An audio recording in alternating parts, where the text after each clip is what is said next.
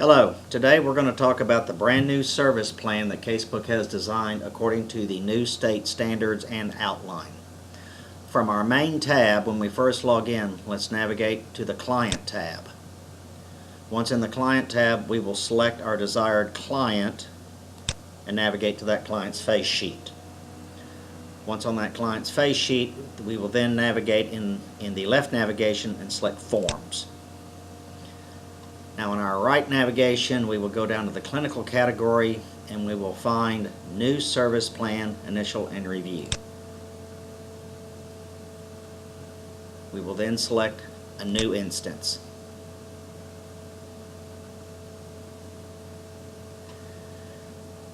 When a form first pops up, if it's a new instance, we are opening this window for data entry sequence. These are some quick, easy steps for you to follow to ensure that your form is fully complete.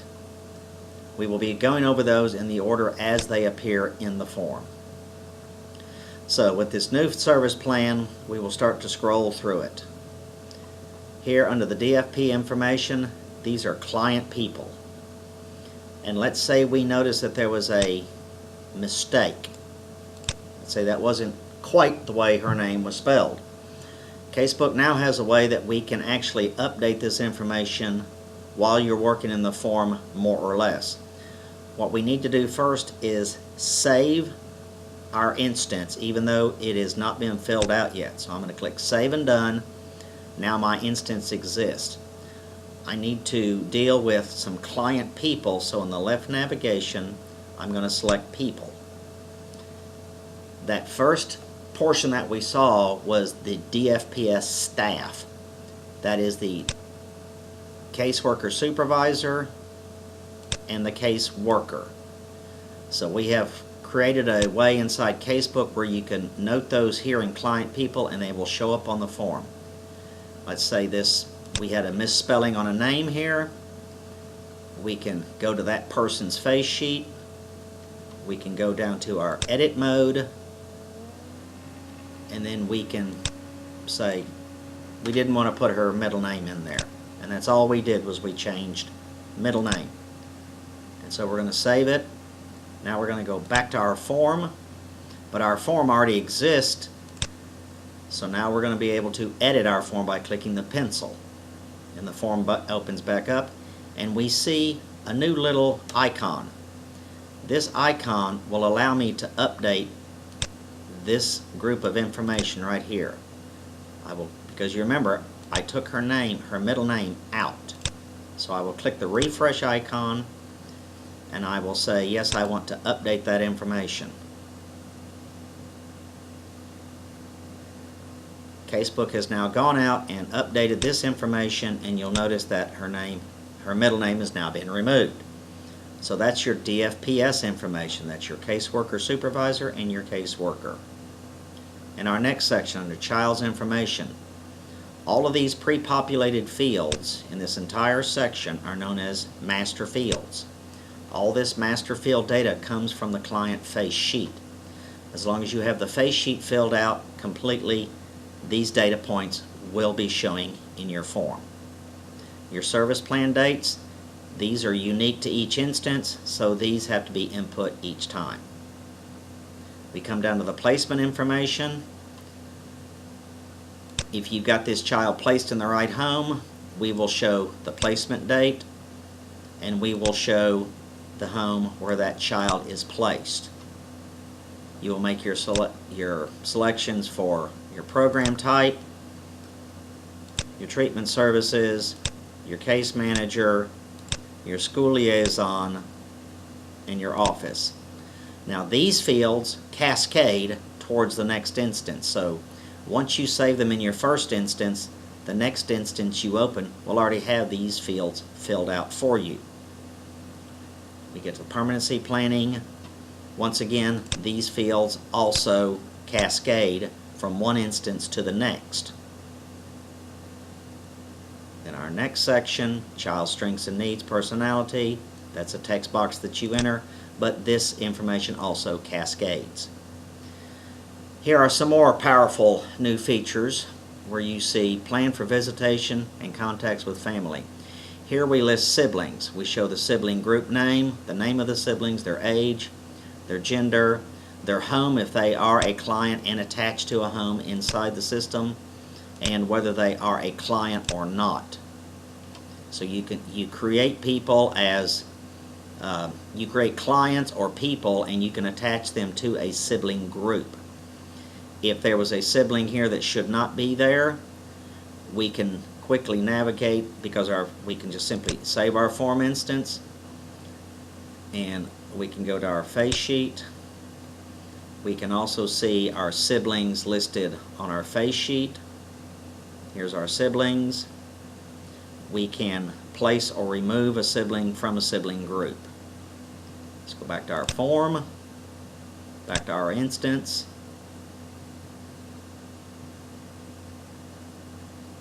And we can quickly find our place with our table of contents icon. We can find the section we were working on, navigate quickly back to it. Here is family and supportive adults.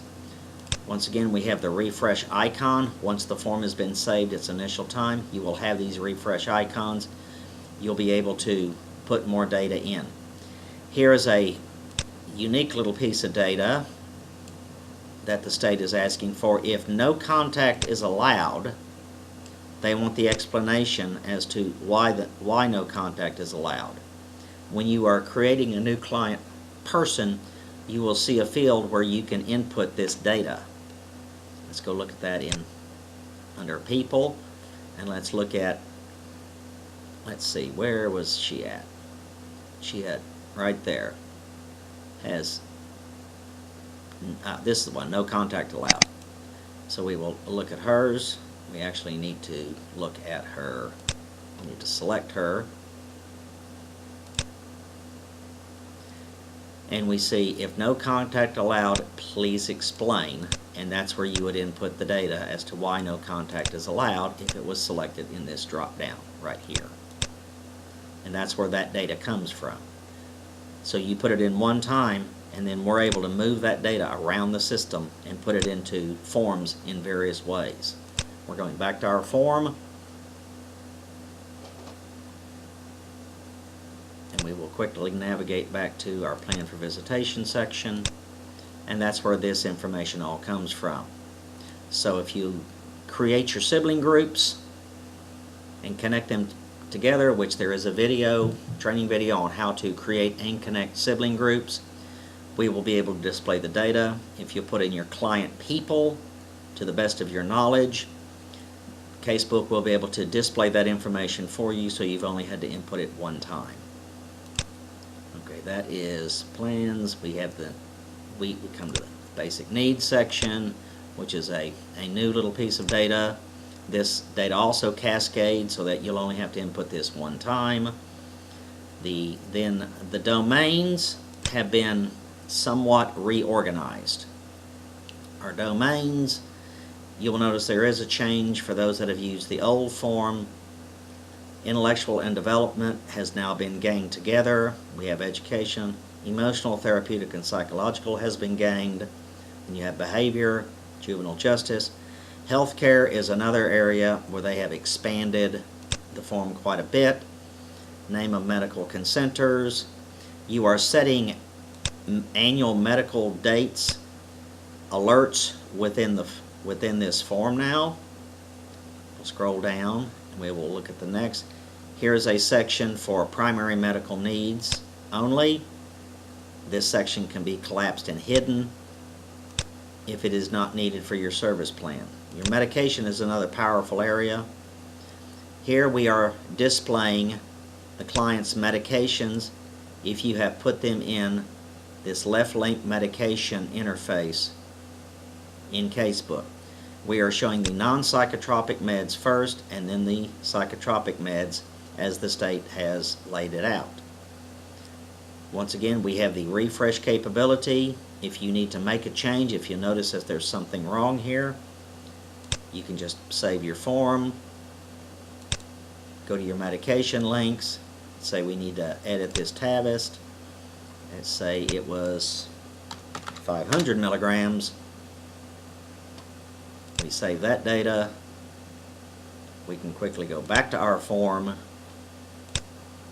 re-edit our form, use our table of contents, find our medications, shoot right back to it, and you'll notice that, remember, we changed that from 250 to 500, so we're going to click our refresh icon, we're going to update,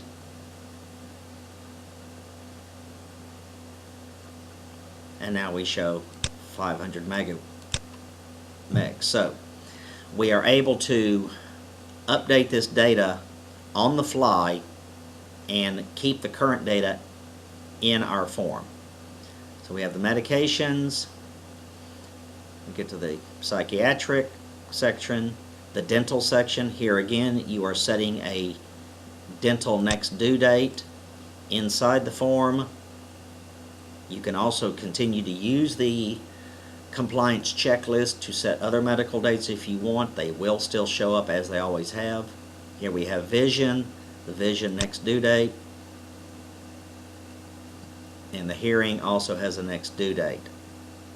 These are all going to show up on your compliance grid as due dates.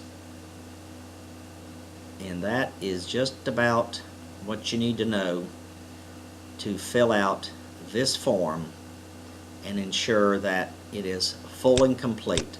There is a lot of cascading data. Anything that is not a review or a summary of what's happened since the last service plan cascades from one instance to the next, so that you can quickly and easily start your new service plans once you get to the second and subsequent instances of this particular form.